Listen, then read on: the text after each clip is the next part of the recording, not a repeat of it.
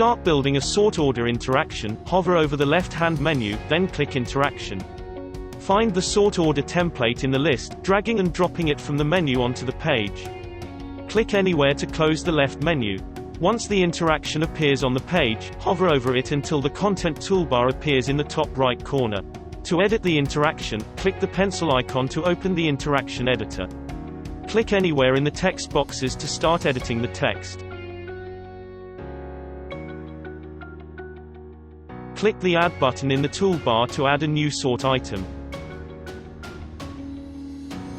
You can change the style of the interaction by clicking Change Style in the Content toolbar. Each interaction will automatically match the color theme set up when you begin creating your module. Reordering the sort items couldn't be easier.